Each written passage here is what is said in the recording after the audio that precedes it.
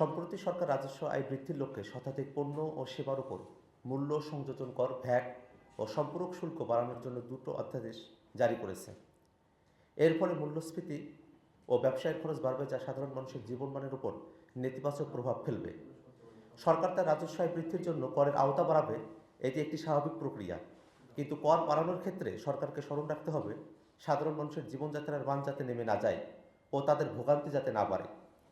বিগত অবৈধ সরকারের গণবিরোধী লুটেরা অর্থনৈতিক নীতি ও বিদেশে সীমাহীন অর্থ পাচারের ফলে সাধারণ মানুষ ও মধ্যবিত্তের জীবন ইতিহাসের সবচেয়ে নাজুক অবস্থায় আছে।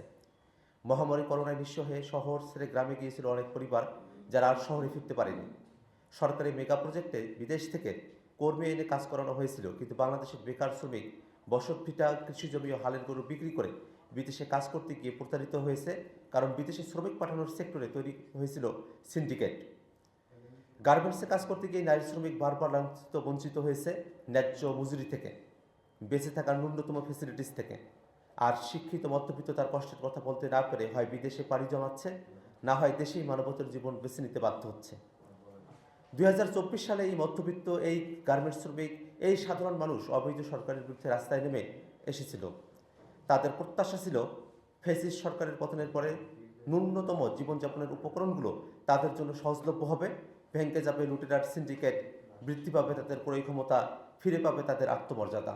বিগত অবৈধ সরকারের সীমাহীন দুর্নীতি ও বিদেশি অর্থ পাচারের কারণে দেশের অর্থনীতির অবস্থা খুবই ভঙ্গুর ও বৈদেশিক মুদ্রা রিজার্ভ তলানিতে।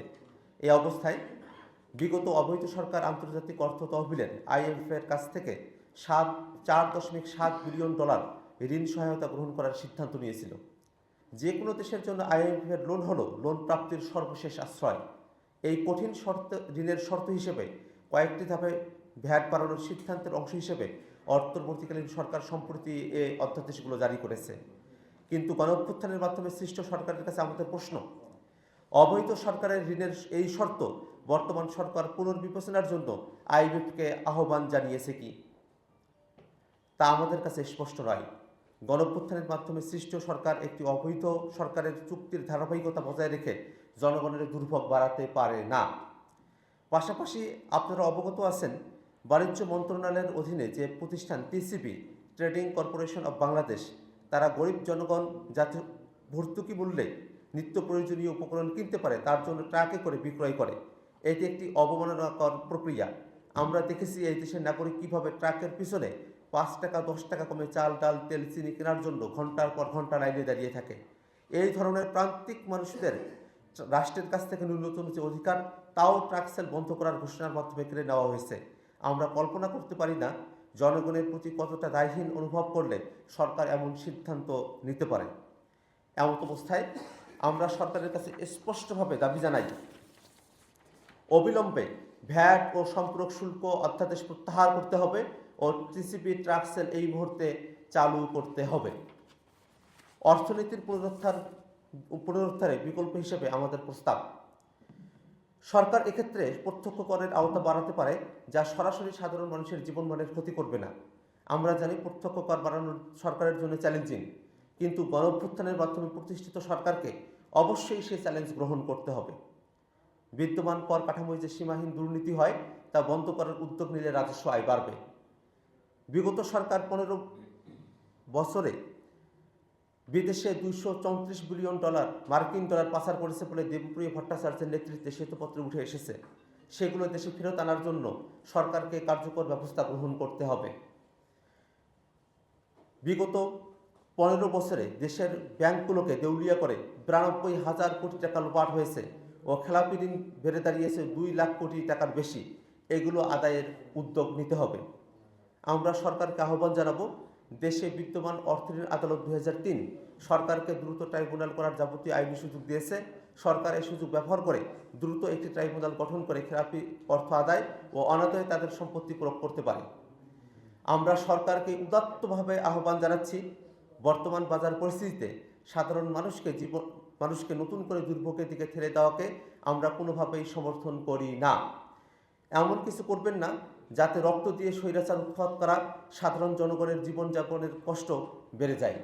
IMF-এর ঋণের বোঝা টানতে গিয়ে অন্তর্বর্তীকালীন সরকার প্রায় শতাধিক পণ্য এবং সেবার উপরে তারা নতুন করে মূল্য সংযোজন কর, ভ্যাট এবং শুল্ক বাড়িয়েছে।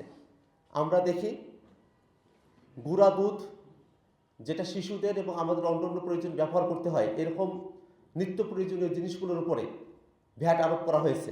মানুষ আসলে খাবে কি? মানুষের জীবনের নিরাপত্তা কোথায়, জীবিকার নিরাপত্তা কোথায়, সেটা নিয়ে আমাদের মনে প্রশ্ন তৈরি হয়েছে। আমরা সরকারের কাছে আহ্বান জানাবো, আইএমএফ যে শর্ত দিয়েছে সেই শর্তের মধ্যে আপনাদেরকে কেন বাধ্য থাকতে হবে? অন্তর্বর্তীকালীন সরকার, অভ্যুত্থানের সরকার, তাদেরকে অবশ্যই আইএমএফের সাথে যে চুক্তি আছে সেই চুক্তি পুনর্বিবেচনার উদ্যোগ নিতে হবে। একই সাথে সারা দেশে এই কর বাড়ানোর ভিতর দিয়ে মুদ্রাস্ফীতিও বাড়বে, মূল্যস্ফীতিও বাড়বে, যা আমাদের জীবনমানকে দুর্বিষহ করে তুলবে। আমরা সরকারকে আহ্বান জানাই যাতে এমন কোনো পদক্ষেপ সরকার গ্রহণ না করে যার কারণে মুদ্রাস্ফীতি এবং মূল্যস্ফীতি উভয়ই বৃদ্ধি পায় এবং জনগণের জীবনে নাভিশ্বাস তৈরি হয়।